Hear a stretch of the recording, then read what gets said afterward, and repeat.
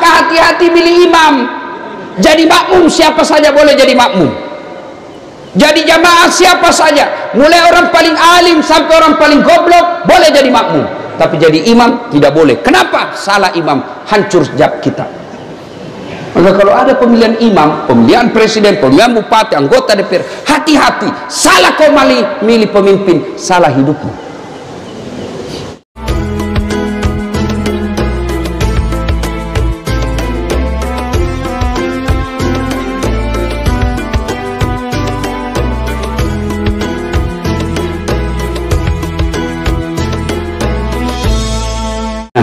Bapak saudara-saudara sekalian, nah, mari gunakan ilmu untuk mengajak kepada kebaikan.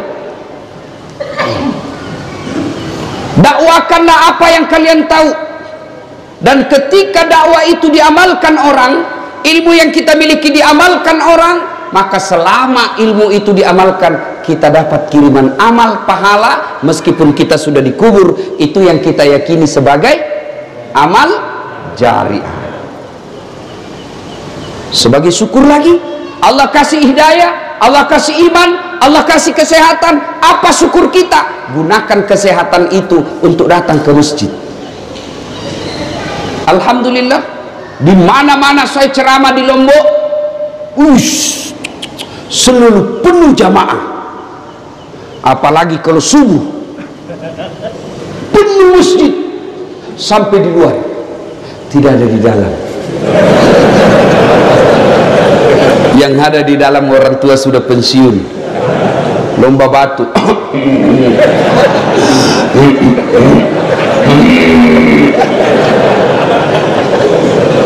Tapi alhamdulillah, Lombok kita kenal dengan 1000 masjid. Saya yakin istilah itu tidak tepat, karena di Lombok lebih dari 1000 masjid.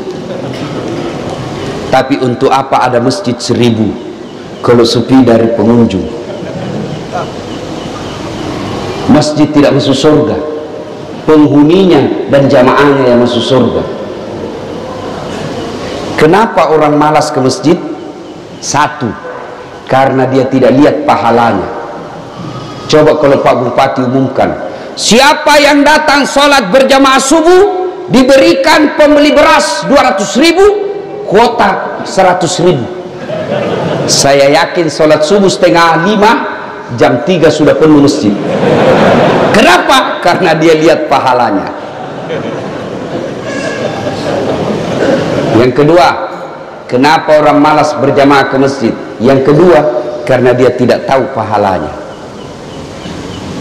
Coba kalau semua dia tahu pahalanya, maka Nabi katakan, andai saja kau tahu dan kau lihat pahala salat jamaah subuh, maka kau akan datang ke masjid meskipun engkau dalam keadaan merangkak.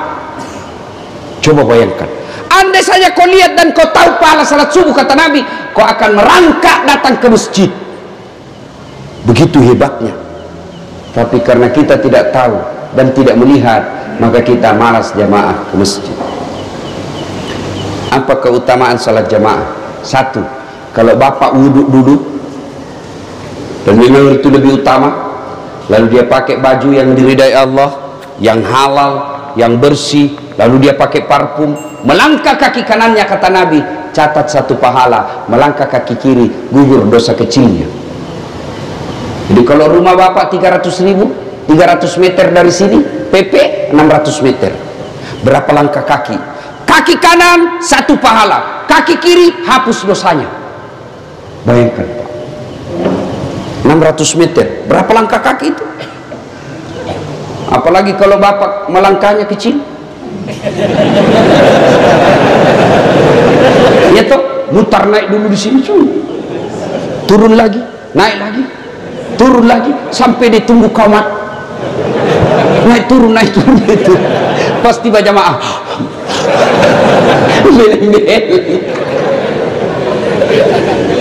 Dua, keutamaan jamaah. Seluruh materi yang bapak lewati, pagar, tembok, aspal, tegel, dinding, pohon, semua jadi saksi. Ya Allah, jangan masukkan dia neraka, masukkan dia surga. Saya saksinya, dia datang salat jamaah di masjid.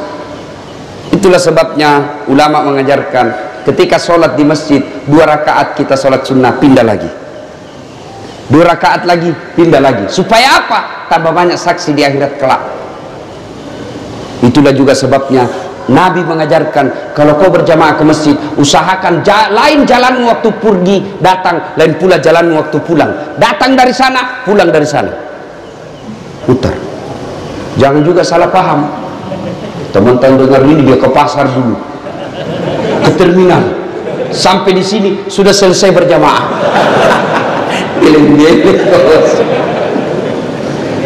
Apalagi kalau gerimis seperti hari ini, atau terbang debu, melengket debu di badan, di baju, basah debu baju kita karena gerimis. Yang basah itu, yang debu itu akan menjadi pelindung kita agar tidak disentuh api neraka. Maka kalau gerimis begini Pak, tenang aja, basah baju itu yang menjadi mantel agar kita tidak disentuh api neraka. Dan juga salah paham, mentang-mentang sudah dengar begini, dia tunggu hujan keras. Sudah keras, dia buka payung, dia jalan. Dongo.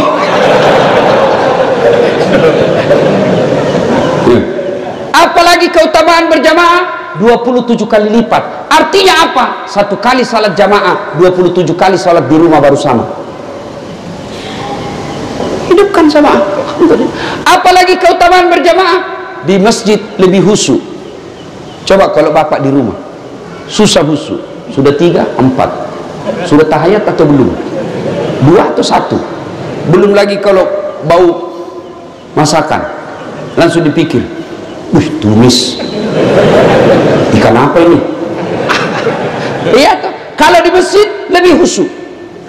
Coba bapak bayangkan, sholat di rumah dan di masjid. Kalau kita di masjid, selesai berdoa, selesai sholat sunnah, keluar, rasa-rasanya ibadah kita langsung diterima Allah. Coba bayangkan perasaan jiwa kita.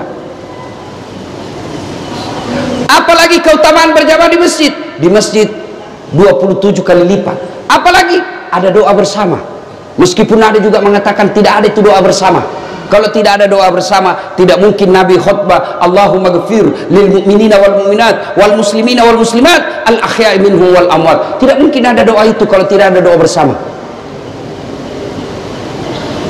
Apa keutamaan doa bersama? Ada ustadz mimpin doa, alim, di belakangnya ada penghafal Quran, di belakangnya ada anak yatim mengucapkan amin, sehingga doanya Pak Imam dikabulkan karena ada orang-orang yang makbul doanya. Itulah sebabnya Pak Imam selalu dianjurkan kalau bapak mimpin doa, kasih dengar suara, jangan juga terlalu kencang, yang penting didengar jamaah, dan bacalah doa yang umumnya orang hafal. Dan kita berdoa tidak ditahu apa dia minta, kita di belakang amin amin saja, amin. Dia doa silent, amin. Terdengar juga bos. Siapa tahu jadi imam anak muda bujang, ya Allah berikan kami jodoh. Dia bilang bapak di belakang amin. Dia bilang pula istrinya di belakang amin. Kau setujui suamimu kawin lagi? Dia bilang, ibu kenapa itu ustadz poligami terus dicerita? Ibu-ibu, di Quran itu ada 4 jenis rumah tangga Pak. Yang pertama, suaminya beriman, istrinya kafir. Ini Nabi Lut. Yang kedua, suaminya kafir, istrinya beriman, Fir'aun laknatullah alaih. Yang ketiga, istrinya pun kafir, suaminya pun kafir, Abu Lahab. Yang keempat, istrinya beriman, suaminya beriman, Ibrahim alaihissalam. Bapak pilih mana? Ibu-ibu pilih mana? Mantap, Ibrahim. Tapi ingat, Ibrahim itu 2 istrinya. Saya sudah bilang ibu-ibu di Makassar, nggak usah Ibrahim Ustadz, Fir'aun saja.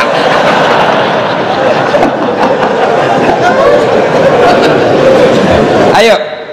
Nah, apalagi penyebab orang malas berjamaah ke masjid? 3, manajemen masjid tidak bagus. Apa disebut manajemen masjid tidak bagus? Ya, kita lihatlah itu masjid. Karpetnya sudah 7 kali lebaran tidak pernah diganti. Begitu kita sujud, wih, banyak pula semut. Bengkak kita punya jidat.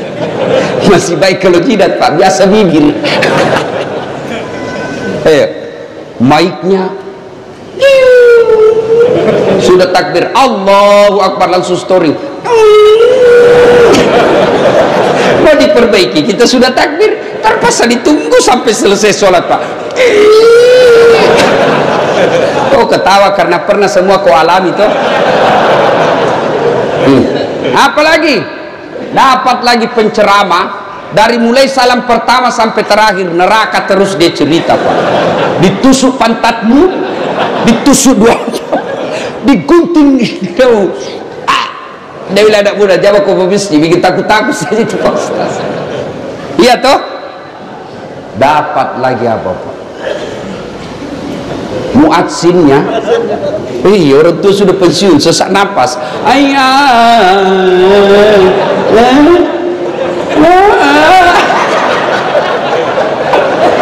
La haula wala quwwata illa billah. Apa lagi? Dapat lagi imam yang membalik-balik sunnah Nabi. Baca bab sholat jamaah. Coba baca bab sholat jamaah.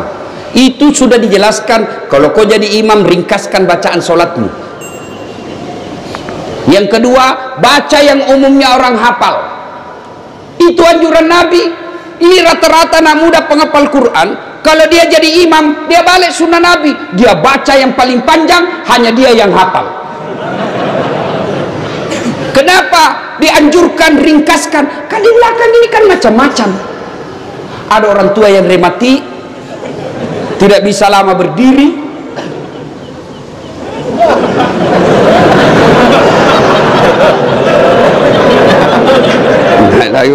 Belum selesai, jatuh lagi kepalanya ke sini. Baik kau siksa orang tua. Ada juga ibu-ibu yang mau sekali kentut.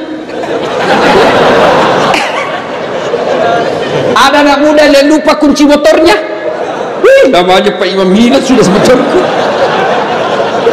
Ya, ada pegawai honor yang pakai sepatu sewa. Sepatu baru dibeli, kasihan. Hilang sudah sepatuku itu. Ya, iya toh. Itu makanya Nabi katakan ringkaskan bacaanmu. Yang kedua kata Nabi, baca yang umumnya orang hafal. Tujuannya apa? Satu, kalau orang hafal bacaan, kita bisa khusyuk ikut. Imam baca wadduha, kita enak ikutnya. Kenapa? Kita hafal. Begitu dia membaca surah Al-Anfal, dia khusyuk dengan bacaannya, kita khusyuk dengan hayalan. Kita mau ruku, belum selesai, kita mau ikut, tidak dihafal, terpaksa kita baca semua pengumuman di dinding. Keadaan keuangan masjid Al-Mujahidin, pemasukan minggu lalu 2 juta, pengeluaran khutbah Jumat 500.000. Baru dia bilang, oh berarti honornya Pak Ustaz keluar. Iya toh? Ternyata belum, sudah dibaca semua satu papan triples, belum selesai, dibaca lagi kalender Persatuan Guru Republik Indonesia Lombok Timur. Belum juga selesai, bajunya lagi orang dibaca di belakang. Coblos nomor 3. Ya. Makanya kalau kau jadi imam, baca yang umumnya orang hafal. Supaya apa? Kita bisa ikut dengar. Yang kedua, kalau orang hafal, kalau imam salah, kita bisa luruskan. Coba kalau imam buat duha salah, kita bisa bantu. Begitu dia baca yang susah, hadapi kesusahanmu sendiri. Kau yang mulai, kau yang ngakhiri.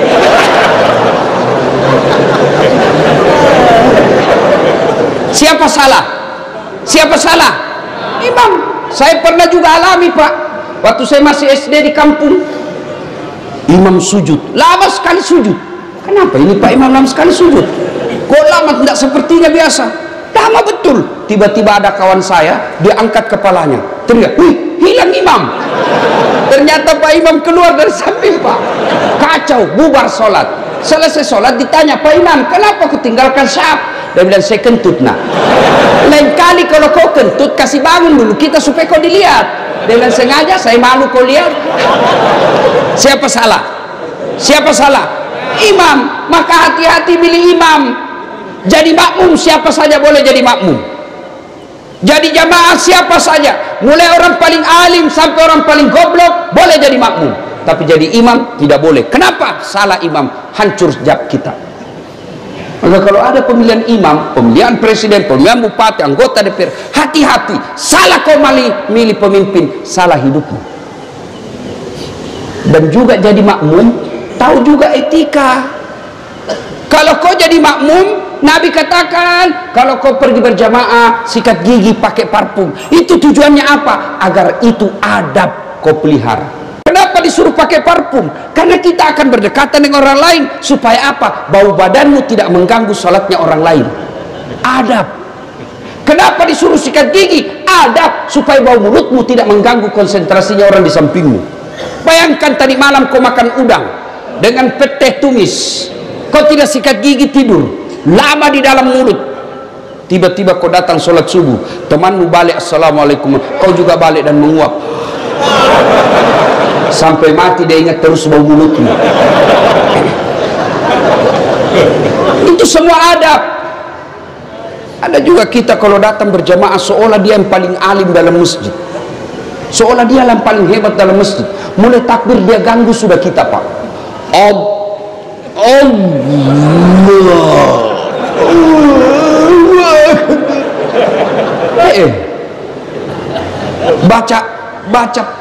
Baca Fatihah kayak dia mau gigit telinga kita Pak.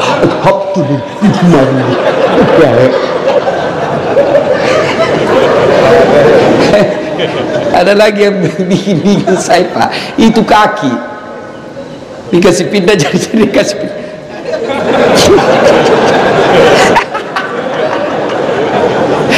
Ada saya sholat, saya kasih pindah, dia kasih pindah lagi, saya kasih pindah lagi, dia kasih pindah, saya langsung saya sholat, saya tanya, dia bilang, kenapa kau injak kakiku Ustaz? Kau salah, kenapa kau kasih pindah-pindah? Supaya sapnya rapat Ustaz. Saya bilang, Dek, begini, kalau mau rapat sapmu bukan kaki yang kau kasih rapat, ini bahu sama siku. Bisa jadi rapat kakimu rapat, jari-jari kakimu rapat, tapi sapmu renggang.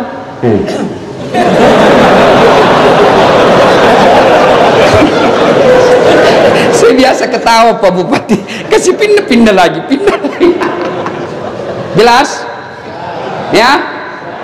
Itu pentingnya adab dalam Islam. Puncak dari semua ilmu, adab. Jangan sampai Bapak hebat baca fikih, hebat baca tasawuf, hebat baca fikih hadis, menghafal beberapa ayat, tapi Bapak tidak punya adab. Sesungguhnya ilmu yang paling tinggi adalah adab. Kenapa dulu orang tua kita mengajarkan kalau mengaji ambil dulu Quran, kita cium dulu? Itu adab. Kenapa kita wudhu dulu? Itu adab. Selesai ceramah, selesai dengar ngaji, kita simpan lagi Quran, cium lagi, simpan di tempat tinggi. Itu adab. Maka kalian kalau datang ke masjid, adik-adikku ini yang baru belajar agama, kamu tidak mau doa bersama, tidak mau zikir bersama, kita hargai, tapi jangan kau ambil saf paling depan. Karena biasanya kalian selesai sholat, assalamualaikum warahmatullahi wabarakatuh, assalamualaikum, langsung melangkah. Kalau kau di belakang karena berpendapat supaya saya tidak mengganggu orang berdoa, kalian mulia di sisi Allah. Tapi kalau kalian di depan, kau langkah-langkai tuan gurumu, kau langkah-langkai alim ulama, tanpa kau tabe-tabe, hai, kau bukan orang hebat di hadapan Allah.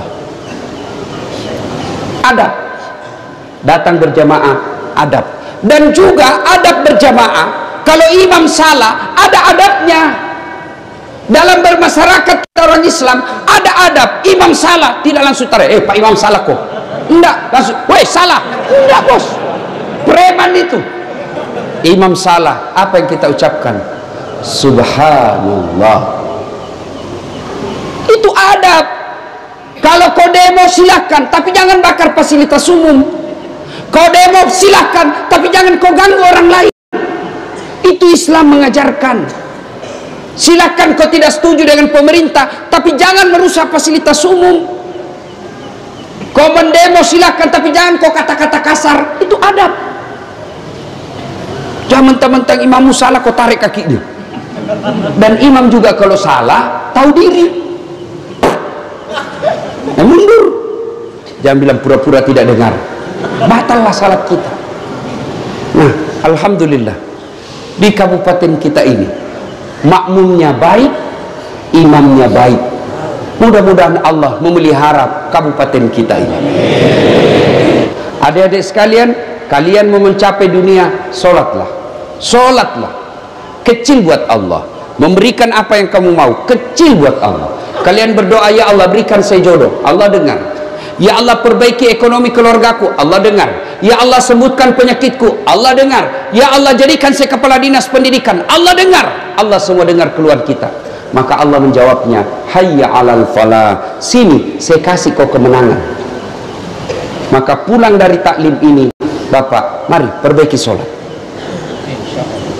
Saya sudah sholat Ustaz, jangan puas sampai di situ, perbaiki kualitasnya. Jangan sampai kita sholat kayak main-main. Allahu Akbar. Kau ketawa karena kau bayangkan dirimu. Sholat kayak tidak semangat sekali Pak, takbir aja kayak tidak pernah makan.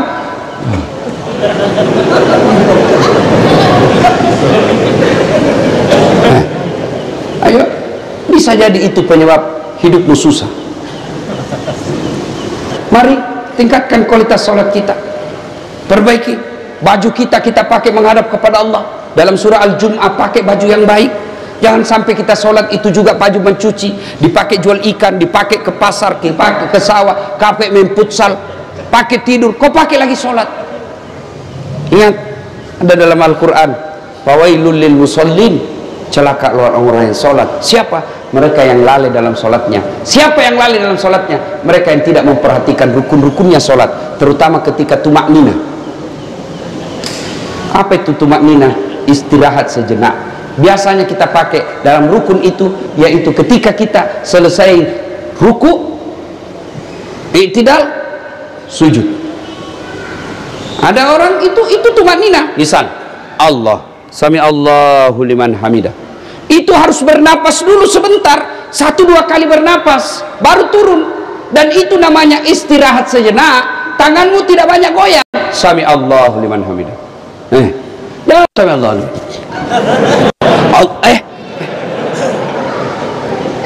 Yang ketawa, saya serius ini. Sholat pun rukunya Pak, orang Bugis bilang mah pito-pito, kayak ayam makan. Hati-hati, itu setan menyesatkan kita. Maka perhatikan semua itu. Selesai itu, sebagai wujud kesyukuran kita, pelihara persaudaraan. Jangan berpecah belah. Boleh berbeda. Tadi disampaikan Pak Bupati, di kabupaten ini semua ormas ada, semua organisasi masyarakat ada, organisasi politik ada. Silakan kita berbeda partai, berbeda ormas, berbeda profesi, berbeda pekerjaan, berbeda pilihan politik, tapi satu tujuan kita, mengangkat harkat dan martabat kabupaten kita. Selesai pilkada, selesai pilpres, selesai urusan politik, jangan lagi kau berpecah belah. Jangan ada cebong, ada kampret. Jangan kalian di masyarakat bermusuh-musuh. Kalian tidak senang dengan rezim ini, tidak puas dengan rezim ini, biasa. Jangankan memimpin satu negara, satu rumah tangga saja, kadangkala kalau 2 anak berbeda pilihan, pusing kita Pak, apalagi satu negara. Maka jangan berpecah belah. Boleh berbeda pilihan, tapi mari wa'tasimu bihablillahi jami'a wa la tafarraqu. Berpegang teguhlah engkau kepada tali persaudaraan agama Allah dan janganlah engkau bercerai-berai. Inilah tausiah kita pada taklim kita kali ini. Mudah-mudahan ada manfaat.